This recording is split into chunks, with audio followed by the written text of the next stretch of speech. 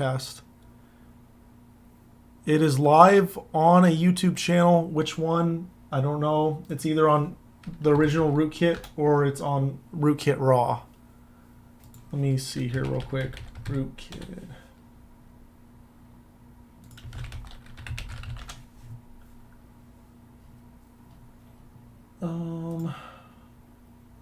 Sorry you guys about the delay. Doesn't look like it's on the rootkit channel, so I think it's on rootkit raw. How do I get to rootkit raw? 1 second. I need to switch account. Rootkit raw. There we go. Sorry you guys about the delay. No, it doesn't look like it's on. Pause. Turn it off. All right, here we go. All right, I'm sending the link now. Oh wait, how'd you get that before me? What the heck, Magic? Are you the one person subscribed on there? All right, I'll be looking at chat for both the stream and the Discord. What the? Anyone free to help on Discord? What the heck? Someone just asked about the bot? What the heck? How do people even know about this Discord? It only has one sub. Okay, let's continue on. Is this text better to see now on the YouTube stream? All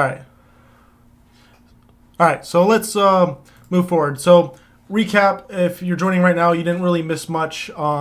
We just made 2 tables and we went over how to make primary keys, unique keys, and how the keys correlate to index. Indexes speed up your searching, which is super important, and then how to properly set up your foreign keys.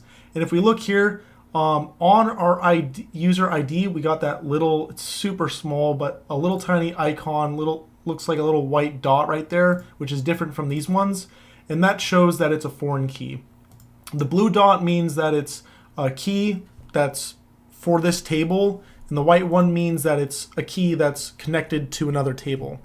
Additionally, you can actually visually see this. So if you have a large database with, let's say, 100 different tables, it could be overwhelming or a lot of work to have to go through every single table to see which ones are connected to which. So if you want to see real quick if your tables are actually connected together, let me go and make this bigger. At least on dbeaver, this will vary on each application that you use, but if we right click on it, maybe we just double click on the database. Here we go. We can double click on the database, and here we have an ER diagram we can look at, and this will show us all our tables, and you'll see there's a line there. And that line notates that these guys are connected, and the line doesn't really go from the item to item. It just shows that there is a single connection between these 2 tables. So it's pretty cool, pretty neat like that. All right. So that's going over the keys. Let's see, next item on our list. We wanted to go over indexes, index types, foreign keys, and now we're going to move on to triggers. All right, any questions right now before we move on to triggers?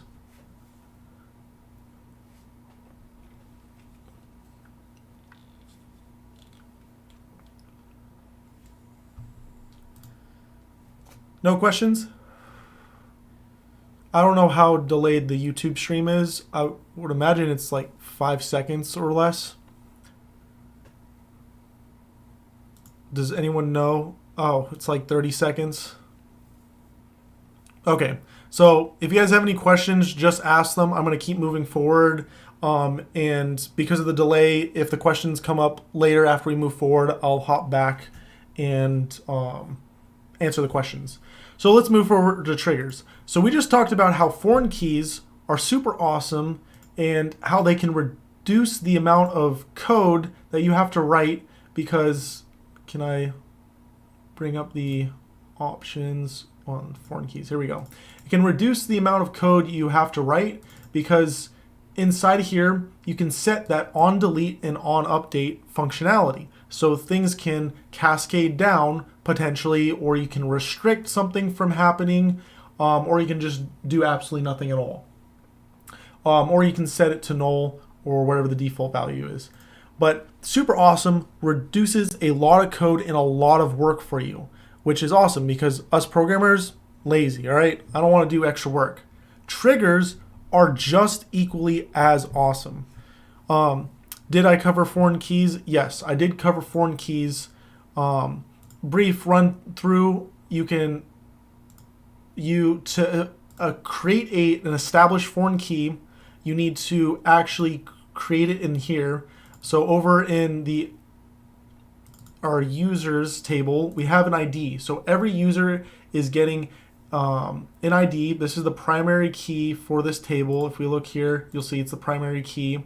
And then we also have our usernames that are going to be unique keys. And whenever you create a key, an index will automatically be created for them. And indexes help optimize your searches. If you do not have an index for a particular item and you're searching for users with a specific username and it doesn't have an index, the search is going to be super slow, very, very slow.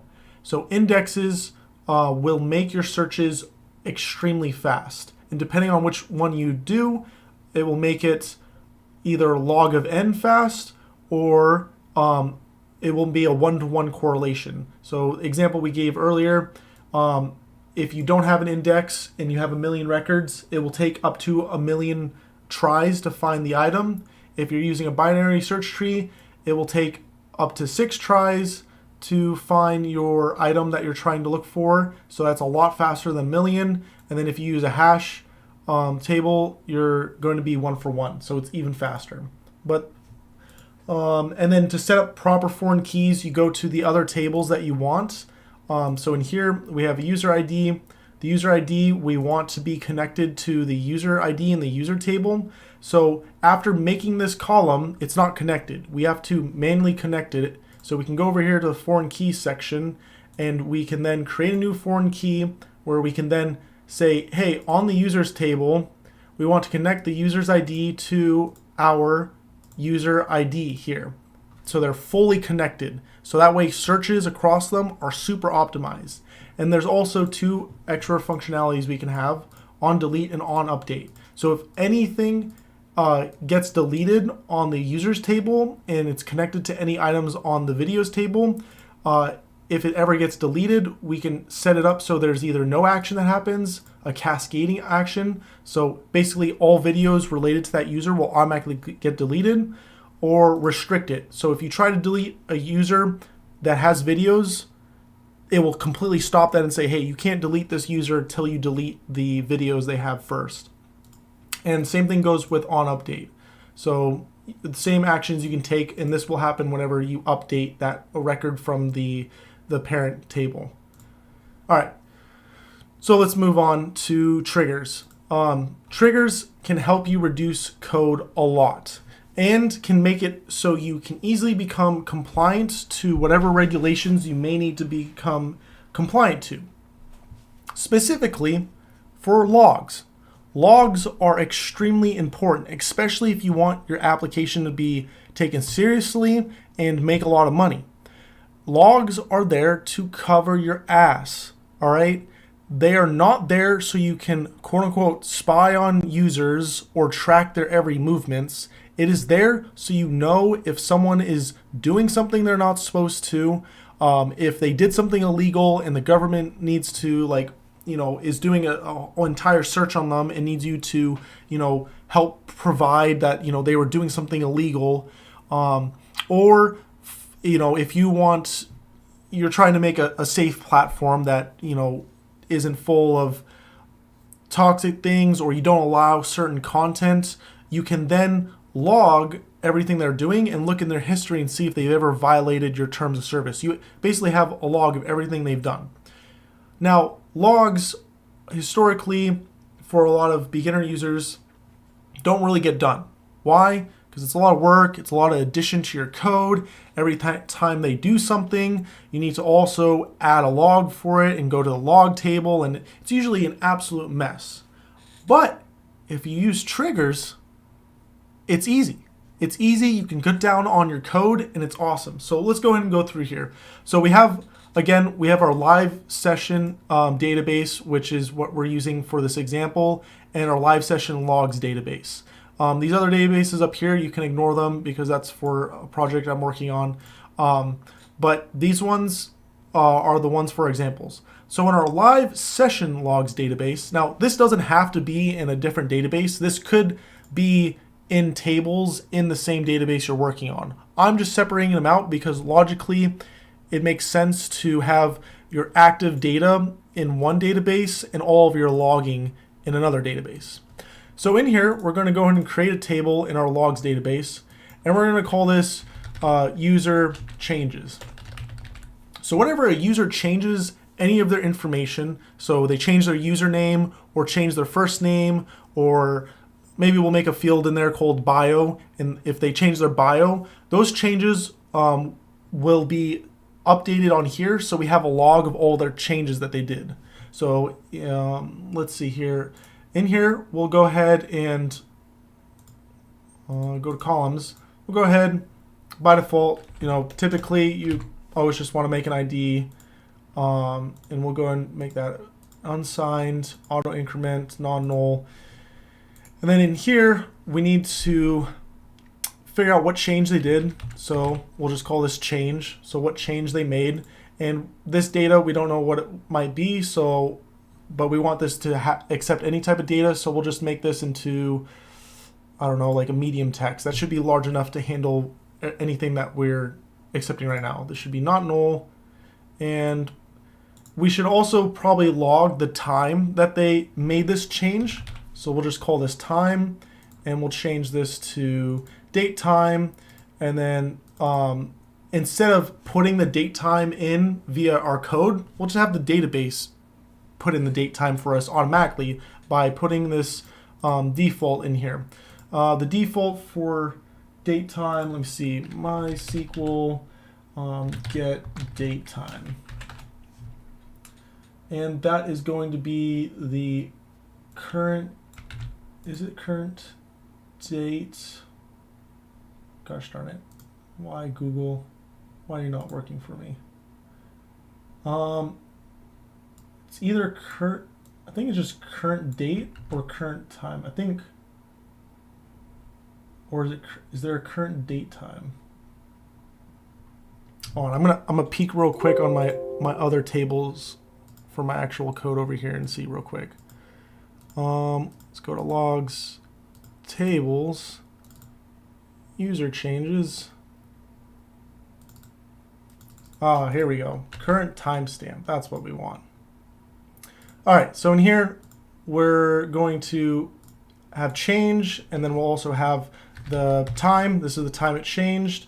Default will be the current timestamp, which is a function in MySQL, and we'll change this to date time, not null. So the database automatically, by default, will put in the current time stamp of when this record was added. So we don't have to do that in our code. Saves us a step in our code. We'll go ahead and save that. Persist. And whoops, need to make this into our key. So we'll go here and primary key. Save that off. Sweet. We got a table now in our logs database called user changes, where we're going to log all the changes that happen to our user. So whenever they update their username or whatever else, I also mentioned bio. So we'll go in here and we'll type in like bio so they can write a description about themselves. Go ahead and save that. I want to move this up a little bit. Awesome. Now, traditionally, we would have to, then in our code, whenever someone changes their information in their user, we would have to have a piece of code that updated this table in users with their new information, and then we would have to have another function in our code wrote out to then update this stuff. A lot of code, super annoying. Who wants to do logging when it's a lot of extra work? Blech. Well, if you use triggers, absolutely no extra work at all.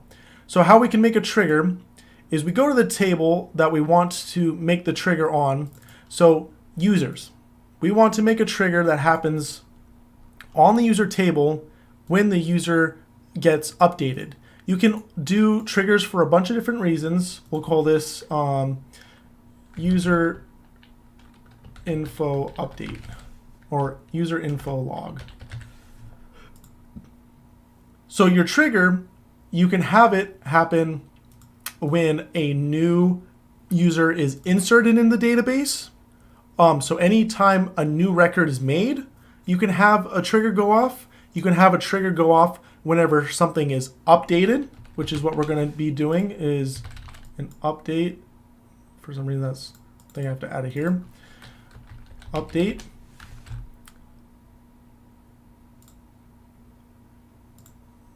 All right, I just won't save it yet. Or you can have it for deleting.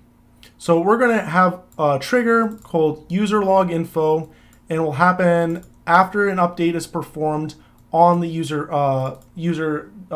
database.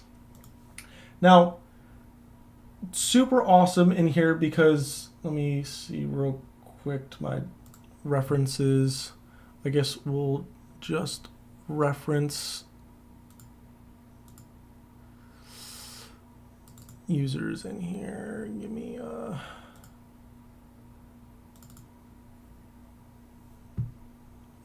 again, let me go and copy this on update for each begin. There we go. All right. So here we go. So this is like the default stuff you'll get, but you'll also need to have begin and end.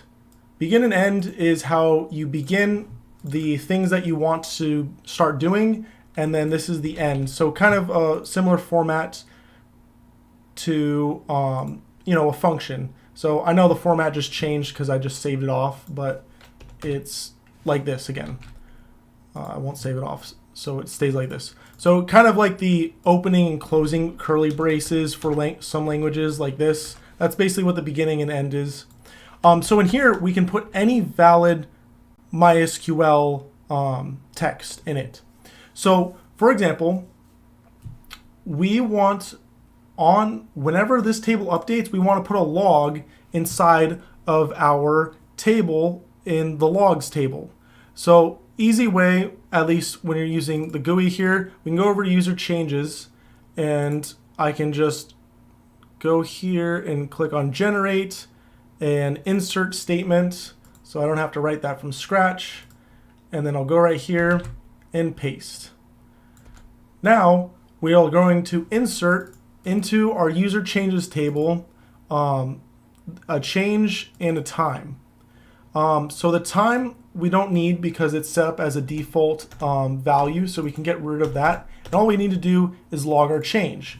So just to show that this works, I'm going to put a static item in here and say, it is working. Awesome. So we'll go ahead and persist that. So let's go ahead and kind of see if this is actually working right now. So in our users table, let me close this one. Whoops. So in our users table, let's go ahead and make a new user. So let's go ahead and generate SQL, insert, copy.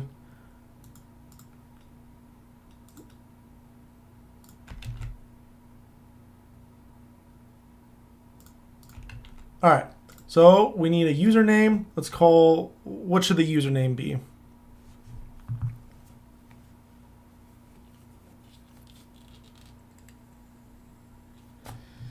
You guys are on 30-second delay, so we're just going to call it, Zane's typing, anything. All right, good username. We're going to call this username anything. All right, first name is going to be any, and last name is going to be thing. Or we're going to say anything 1, 2, 3. So that way there's a little bit of a distinction. Now in the bio, we'll just say my cool bio. And for the sub count, that's going to be 0 because they has no subs right now. I need you to be muted because that's super loud. All right. So now if we save this off, run it. There we go. We inserted, added. Let's go to our user table. And if we look, we have our guy in here.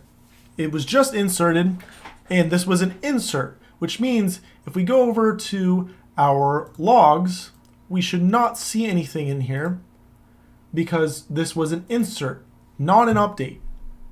But now, if we program out something that allows people to update their information, let's say they want to change their first name from any to their actual first name. We'll do mine, Elijah. And with dbeaver, you can just straight up edit these values and then click on or do Control S to save. In the background, this is doing an actual update call. So if I do that, it just ran an update call, it saved it, and now if we look over at the user changes and refresh, you'll see a new record, a new log just appeared because of our trigger. Now we don't need to add a bunch of code and nonsense to our code base for the program that we're programming out because the trigger will automatically do it. It's all in the database. The database will handle it automatically, and it will happen every time. It's 100% guaranteed because this is what databases are built to and meant to do. Are there any questions on triggers right now?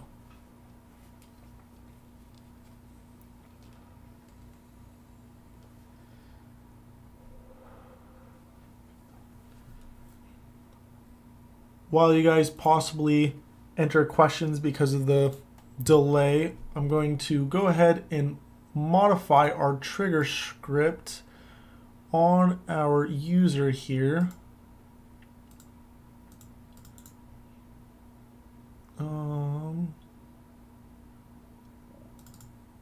There we go. So instead of logging just a default thing, we're going to do if statements because if statements are awesome. And I want to just grab this.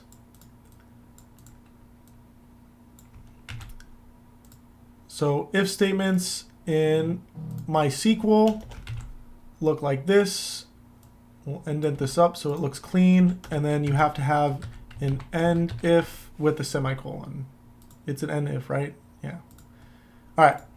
So now you'll get these special items called new and old.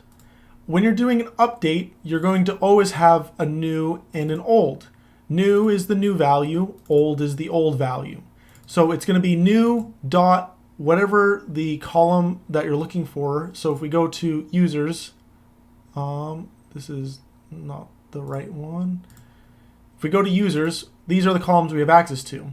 So we're programming this out. They should never be able to change their ID. And they shouldn't be able to change their sub count because we should make this so it automatically updates based off when they get new subs. So users should be able to update their username, first name, last name, and bio. So if we go in our script here, we can do if there is a new username that is not equal to the old username, then I want you to log their old username.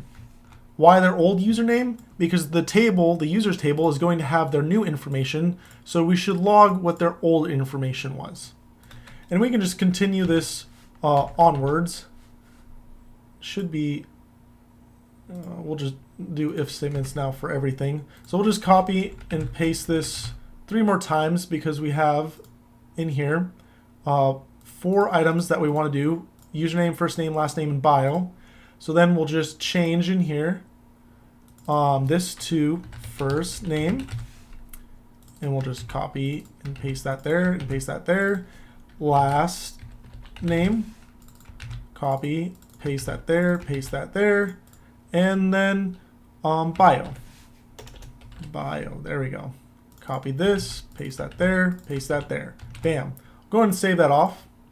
Now, if we go to the users, and this user wants to change their first name to Elijah is cool, and save.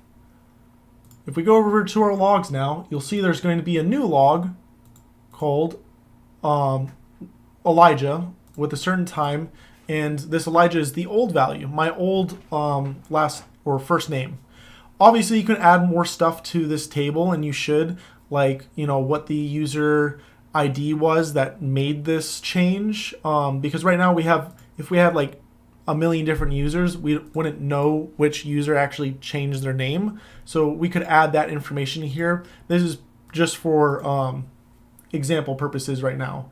But if we also go in here and change our username to anything 1, 2, 3, 4, you'll see a new record pops up here automatically with our old username. We can change our last name, and we could change our bio name. We'll just put another O on it.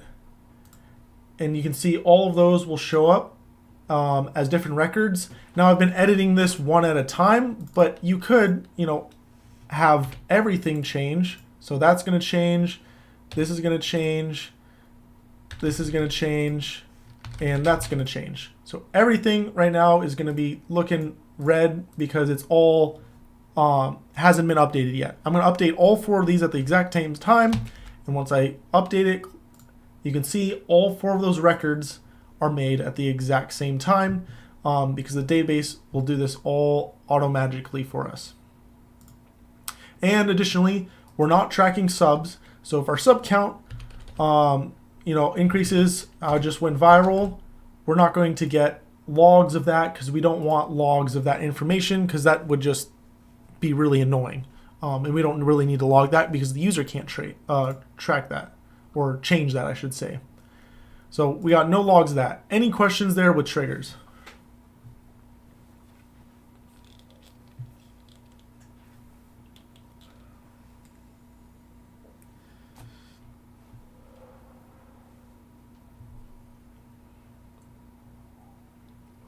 I see Zane is typing.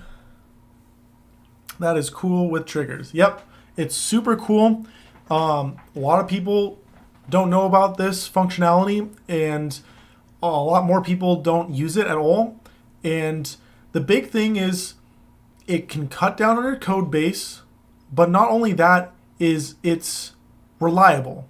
And by what I mean by that is in your code, if you don't set up your commits properly, and what I mean by that is, like, for example, in Python, you can do a lot of updates or inserts on to a database, and then to actually like save those changes, like you could do 1,000 changes, but none of them will be reflected or changed in the database till you run the commit. There's like an actual function called commit, which will send all of your changes at the same time and say, hey, save all of these. Like I've made all the changes I want to make. When you use that properly, you can get the same functionality and reliability as using triggers, but you're still adding a lot of code. If you're not doing that, or what a lot of beginner devs will do is they'll turn auto commit on, which can cause issues. The biggest issue is, let's say you have some code, 100 lines long. The first 50 lines are for updating your user, and the last 50 lines are for making a log. And if you have auto commit on, it means that every single thing you do after you do it, it will automatically commit those changes to the database. Well, now you have an issue. I'm not saying this issue will happen very often, but it's possible that it will happen. And if it does happen, it will mess a lot of stuff up for you, especially for your data integrity, which is quintessential when you're doing databases. Your data should be integral. So what may happen is the first 50 lines of your code where you're updating the user, maybe that will work just fine, no errors. Your database just updated with the new user changes. But for some reason, your last 50 lines of code, which actually commits the logs, errored out. Now your logs aren't on the database. A user just made a change to the database and there are absolutely no logs to correlate it. So now there's this weird disconnect and you don't know what was previously there, or you didn't like log it properly. And I'm talking a lot like about logs because it's the easiest example to do, but it could be correlated to a lot of other things. Specifically, if you're using a database for a game that you're making, you want, after a user does a certain event in your game, maybe you want to reward them with some prizes. Well, if you have the same setup and you poorly programmed it out where, they could take an action, but, there's the possibility of the code erroring out and they don't actually get the reward, your users are going to be very, very upset and mad, and you're going to have to spend a lot of time having to manually figure out who actually deserves the reward and dishing it out. But if you offload this all to the database will guarantee this log or the triggered events that you want to happen will happen 100% guaranteed. So it's a way for you to not just shrink your code base, but make sure there's guaranteed actions happening when something else happens. And you can, chain this up to make it super long if you want. It's totally up to you. But that's the big important thing for triggers. Any questions on that before we move on to the next item, which is going to be functions. Also, not too relevant if you have a small team, but imagine you're a big company and you have a lot of people on the database. And this is going to be very relevant for the next items that we get into, which are going to be functions and procedures. You don't want to give every dev full access to your database. They don't need it, especially logs. If you are working, let's say you work at YouTube full time, and your job as a dev is to work on video uploads. All you should have access to is videos, how to compress them or whatever other logic you want to do to them, and then updating the table, specifically like the videos table, to reflect what video they just uploaded. You don't need access to the rest of the database or the rest of the tables, and you don't need to know about the rest of them. Specifically, logs. You shouldn't be able to just snoop around and look at all the logs ever existent and see like what other people are doing and spying on them. So what you can do is you can set up triggers which will offload the knowledge for these devs, because now they don't need to know anything about the logging system for the database, how logs work, where they're actually logged, how and what format they're logged in. They don't need to know anything about that. All they need to know is when they update the video table in the database, all that stuff will happen automatically. They don't need to touch that code, and they now can just know the smallest amount of information they need to know. So it protects the company, because now if you have a crazy employee that wants to leak code or infrastructure information, it's very limited, it's very controlled, because the harm they can do is not very wide.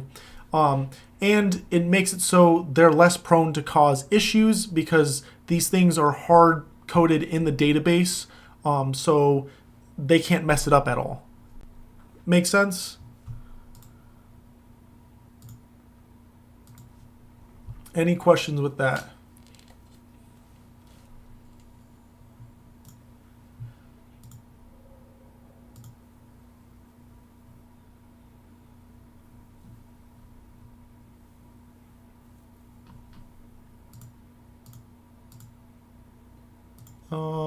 One second here.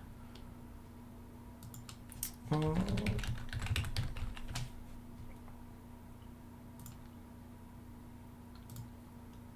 just pulling up my example code.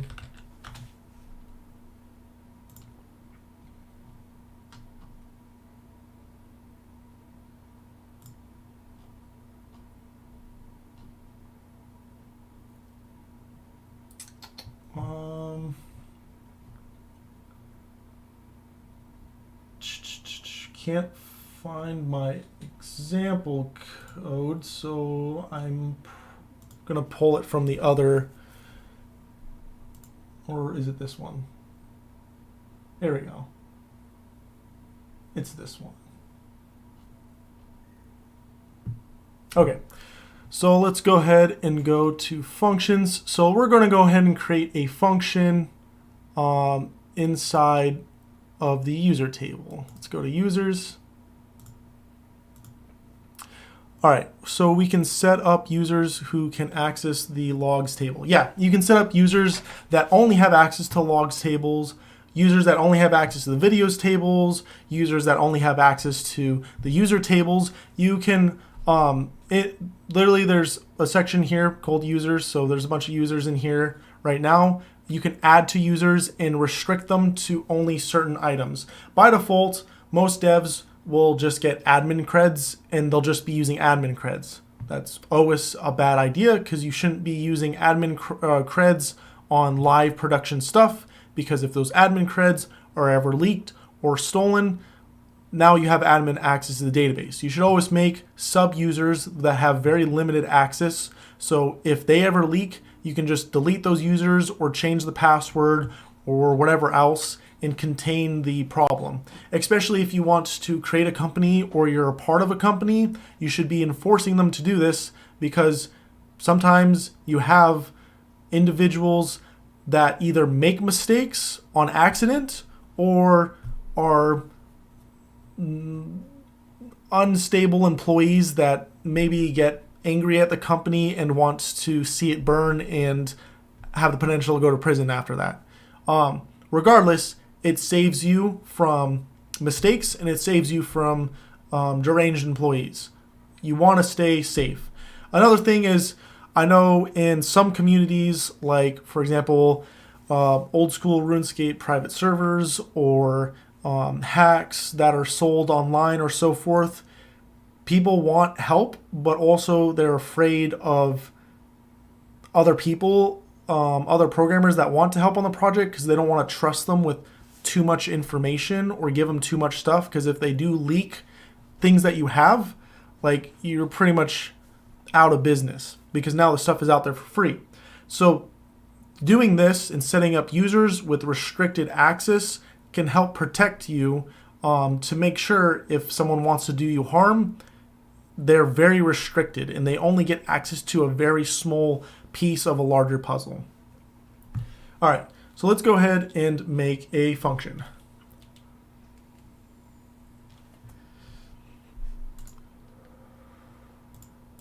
So everything in here is always called a procedure for some reason, but when you make a new procedure, you can choose between a procedure and a function. We're going to go to functions right now, and we're going to call this, I want this in the users section.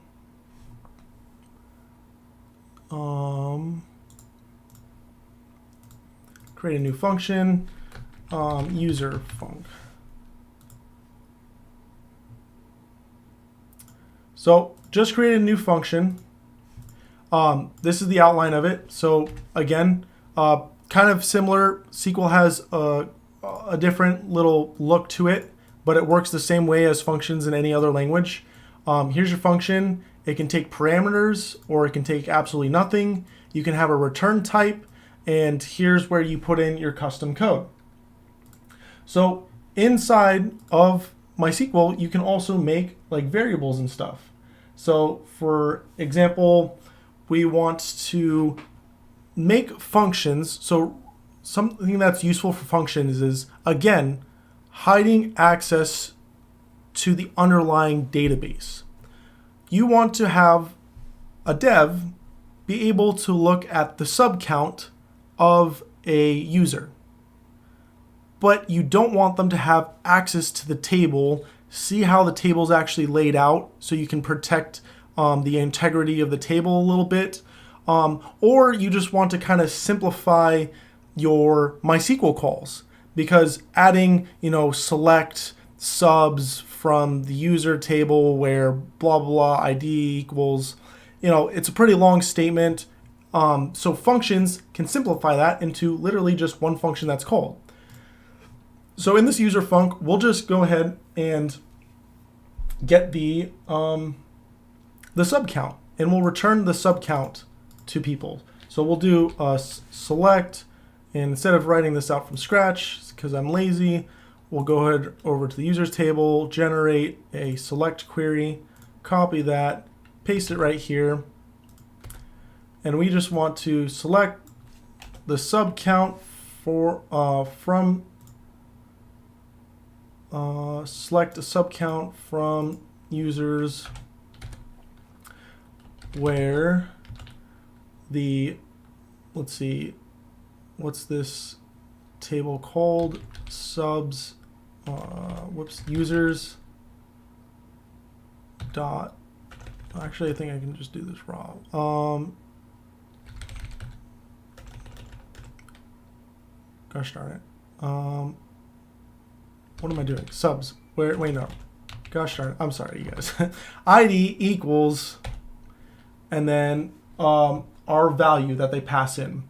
So in here, just like in like C and stuff, you first need to say, well, kind of different. You first need to say what the variable's name is. So we'll say the user ID. And then after that, you say what type of data it is. So we'll say it's a big, we'll just do unsigned int. We'll just do unsigned int. All right, so we're getting an unsigned int called user ID, and this will go right here, user ID. And there we go. We have a full function right here where you just run this function, you pass in the user ID you want, and you will get returned to you the subs. I think this is selects. Sorry guys, I think this is into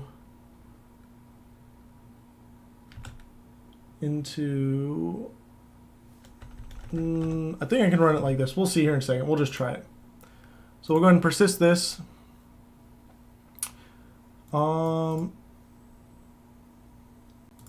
Return int.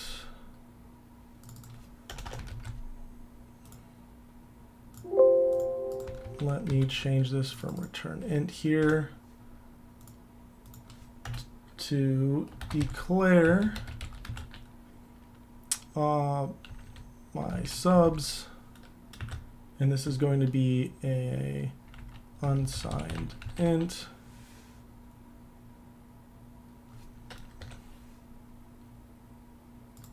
And then we want to return my subs. Why are you causing me errors right now? Errors in syntax near unsigned int. Maybe I can just make this an int.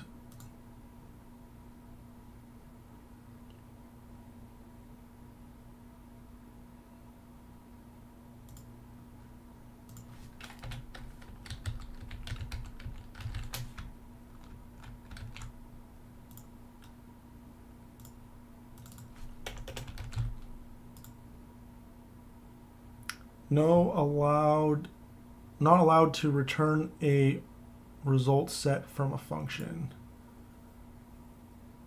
All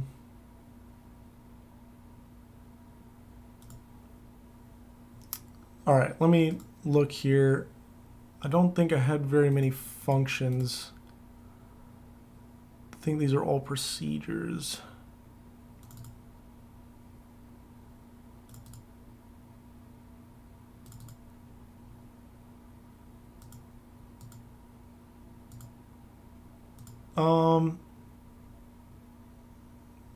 All right, I'm sorry, you guys. I'm dropping the ball right now on this function. It's the pressure that you guys are causing to me right now. It's unbearable. We'll just go ahead and do something simple like read this. There we go. So we'll just do something simple like this. So we just move on to procedures because I prefer procedures over functions. You'll see why here in a second. So this is valid. We have a function that takes a user ID. We do absolutely nothing with the user ID, and we just always return 1. So this is saved off. So let's go ahead and try it out. Let's go, where did I just make this? Close that. Let's go ahead and copy this. Paste this in here. Change this to some number. We'll go ahead and run it. And we get a nice little error. I think I have to do call. No, I think that's just for procedures. I think I need to do a select.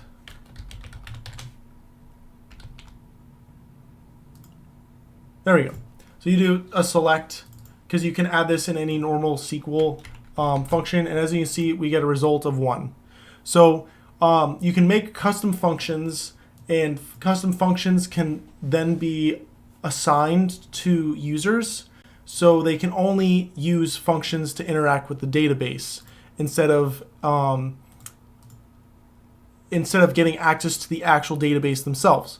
So that way you can hide kind of the internal structure because they don't need to know that. All they need to know is you can run this function and you'll get this type of action. You'll get all the subs they currently have, or when their account was created, or various items like that. It simplifies it because this is a really small SQL statement. This is super easy. I can give that to someone. It's less code, less work, and everyone's happy at the end of the day. So any questions in regards to functions, and then we'll move on to procedures, which is the last item we're going to cover, which I personally like and I use a lot.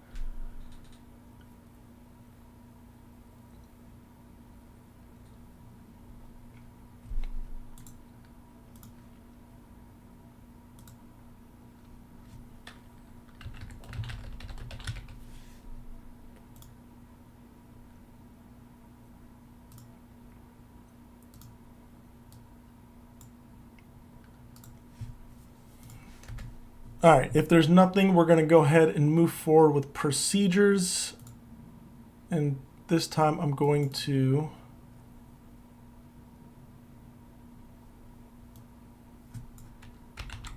copy this procedure.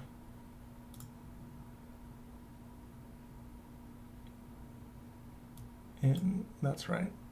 Okay, so let's go back to our trigger here, for example, and it's in users. Let's go to our trigger. So we have this trigger that we made, right? Trigger, all right, looks good. The only thing is, as programmers, we strive to make our code super, super dry. What does dry mean? Oh God, now I'm blanking. God. Okay, I don't remember the exact acronym right now, but it means don't repeat yourself. Dry. Dry stands for don't repeat yourself. D-R-Y. You don't want to repeat yourself in your code whenever you can help it, which is most of the time. Now, if we look at our current trigger right here, you can see this isn't really that dry, mostly in regards to this part right here. These insert statements. They are identical for each one of them. The only thing that changes is the data that's going into them. It's not very dry. There's a lot of repeats here. And now if we want to, oh, hey, we're only logging the changes, but I want to now log the user ID, which I should also be doing. I have to now go onto each one of these if statements and update it. So now it takes the user ID. It's going to take a lot of time. And we're going to have to make a lot of changes. So instead of doing that, we could make either a function or a procedure. I'm going to make a procedure for this. So the procedure, this is, where is my cool pro? Here we go. So let's go ahead and make a procedure for this. Super easy. Let's go and copy this code that's that we want to make dry. And just like in functions, in here we can specify what we want to take. Now procedures can take in data or put out data, or they can take in and out data. Why I say it that way is because you have to specify if you're going to take data in. So we're going to take some data in, and that data is going to be what they're changing. So changes, and we need to specify what type of data it is. So we'll just say medium text, because that's what we're taking. So we're going to take in a variable called changes, and in there we're going to then put it into the table like that. We'll go ahead and persist that. So we have a function called myCoolPro, which takes in some data that can be medium text in size, and we'll insert it into this table where it changes, and put it, put that value right here. So now in our user trigger over here, we can replace all of this with call, which is how you can call a procedure, and then our procedure's name. So we'll call, and the data we want to put in here is the old username. And we're going to go ahead and copy and paste this all across this, and just change this to bio, last name, first name. There we go. This is way more dry. I'm missing semicolons. So the worst thing is programming most of the time in Python and then going to a language that requires semicolons. Hurts my brain. All right, sweet. So we just made a procedure called myCoolProcedure Pro in this case, which will insert data into the user changes log, and it gets the data from here. We just shrunk this code base by a lot, and we made it a little more dry because we're not repeating that SQL statement over and over again.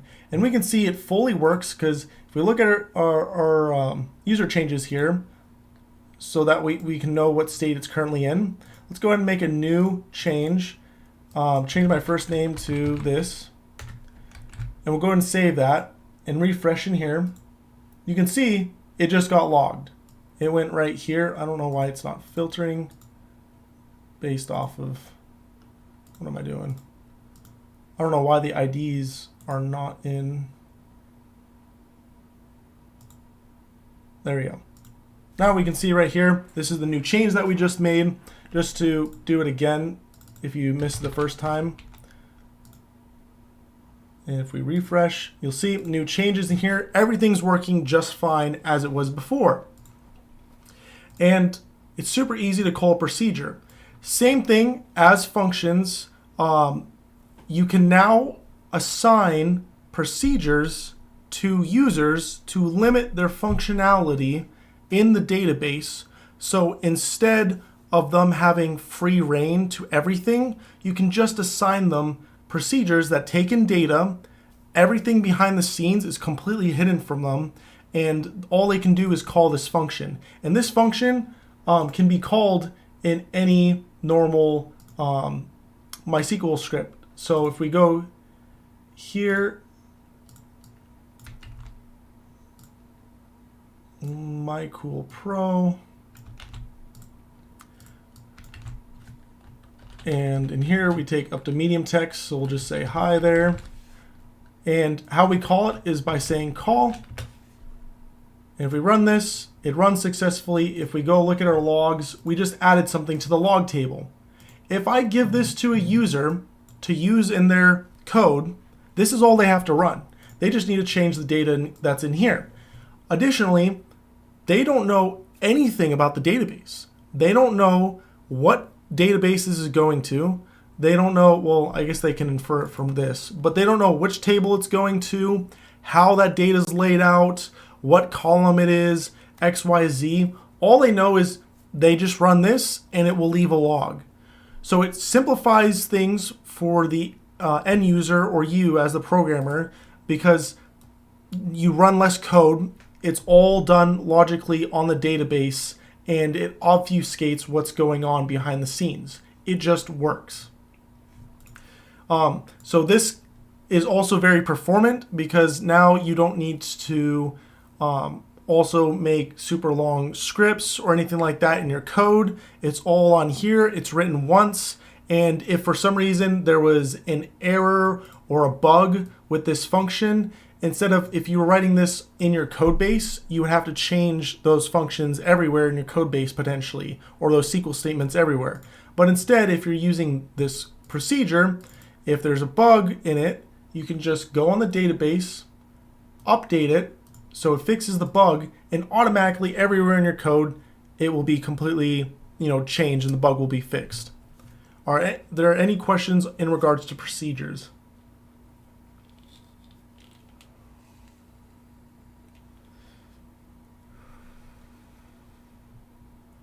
That was weird. My computer just geeked out there for a second.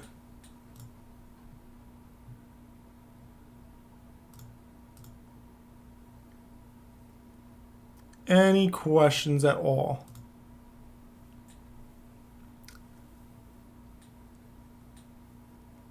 Any questions in regards to SQL, anything we covered? Because this is just about it. There, you can also output stuff from a procedure, but if you want to look into that, I would recommend just looking at the MySQL docs so you can check it out and see it.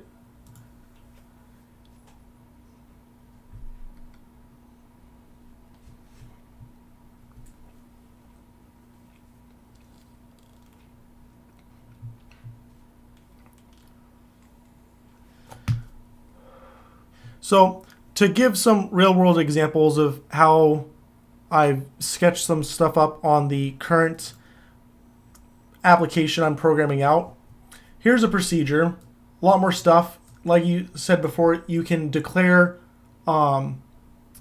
variables. So this is for an XP transaction. So in our code base, so this software is dbeaver, which is 100% free. You don't have to use this. You can use any database software to interact with the SQL-based database. You'll get the same functionality. It's just going to look a little different. So here's a real-world example sketched up. I'm not saying it's complete, but it is definitely going to get the point across.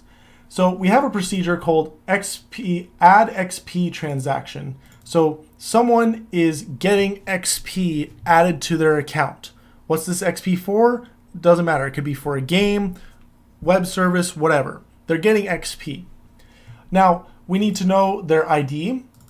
So these are ins. So when you call this function, you need to give it 3 items. You need to give it the ID of the user. You need to give the reason why they're getting this XP. So maybe it's their daily login rewards. And then if there's a modifier, so maybe it's 2 times weekend where they get double XP.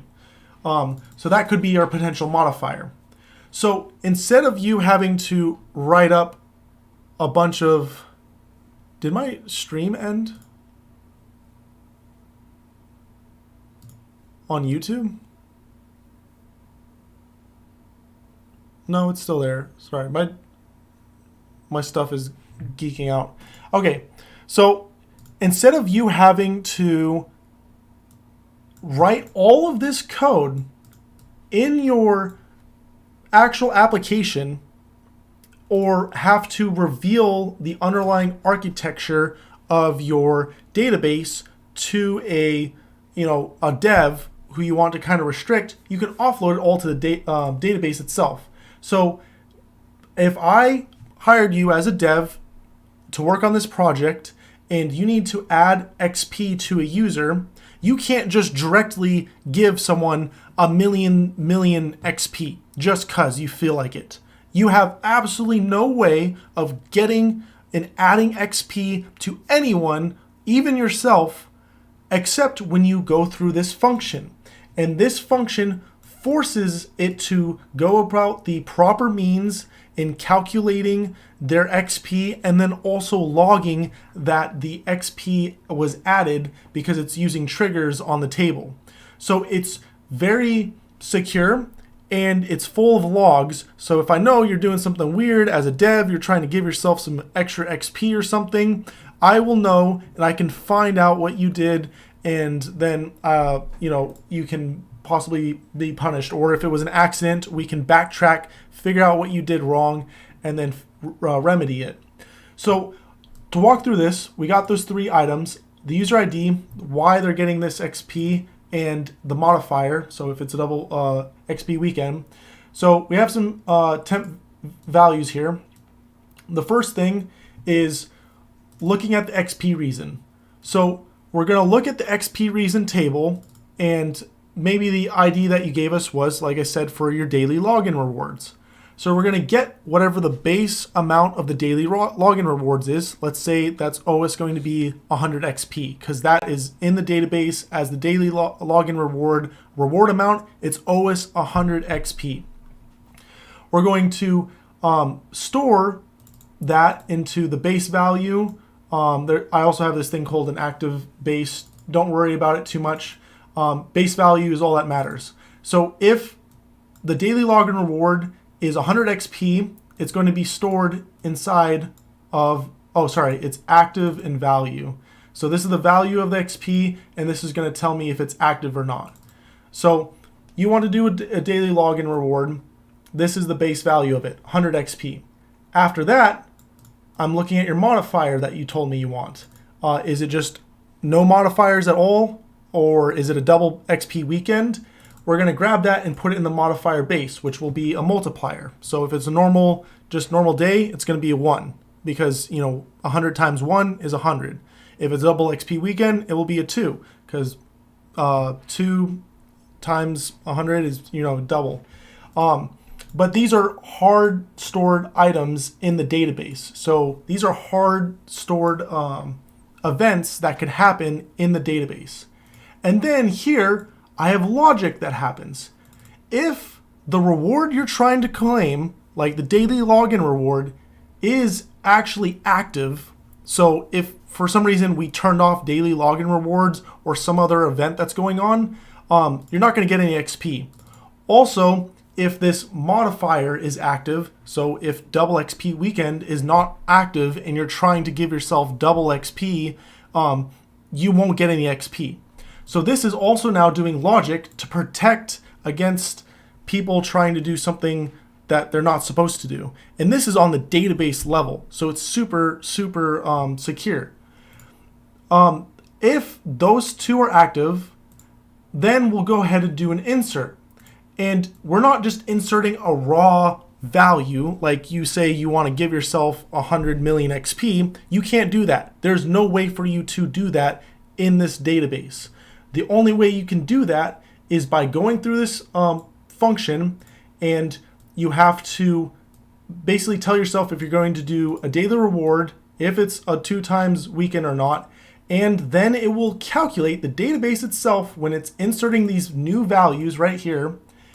Right here is where it will calculate what is the base value, which is daily login reward, multiplied by the XP modifier, if it's a double XP weekend or not. It will calculate it and then insert it into the database.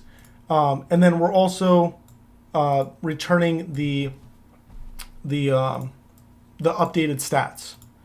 So this is protecting against someone from doing something weird, because you can't just give yourself 1,000,000 XP. If you want to do that, you're going to have to run this 1,000,000 times, because if you only get 100 XP each time, because it's not a double XP weekend, you are going to have to run this a lot in order to get yourself 1,000,000 XP. You're going to leave a lot of logs, a lot of entries. It's going to be very apparent that you're doing something you're not supposed to.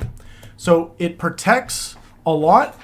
It helps limit the exposure of the database to devs, but also, worst case scenario, super crazy hacker gets onto your server, it gets into your code, because they really want to get themselves to like level 99. They want to max out. They spent a lot of time and effort hacking into your server to give themselves XP.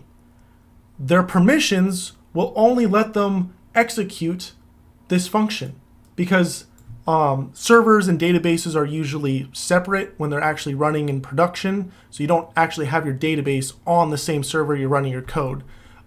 So if they get into the server that's running your code base, there's no way for them to just now give themselves a bunch of XP without leaving an extremely large log trail, because they have to run this a lot of times. It's not easy for them at all. You're limiting, even when the worst case scenario things happen, you're limiting your potential downfall to be very minimal. Does that make sense? Does anyone have any questions on that?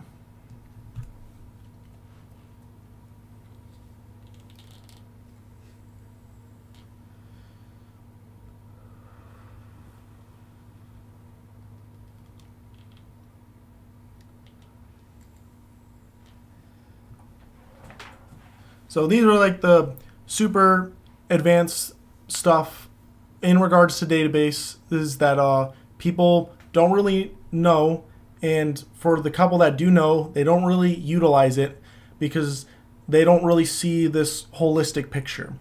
But you should use these because I think, I painted a picture pretty well. Triggers, absolutely 100% you should be using, at least for logging at a basis, for automatically logging and lowering your code base. Functions, you can use those if you want. It's up to you. I personally prefer procedures.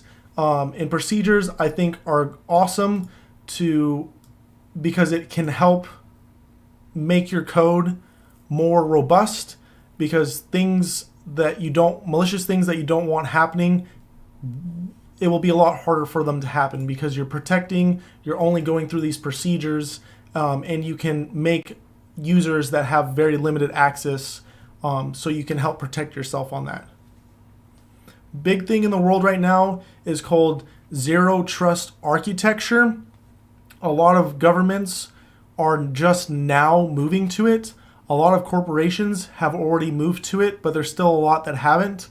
If you use AWS, it is a zero trust architecture platform. What does that mean? Everything you do in AWS has zero permissions. It's not allowed to do basically anything. For example, if you spin up a database and then want to access the database in AWS, you can't do it.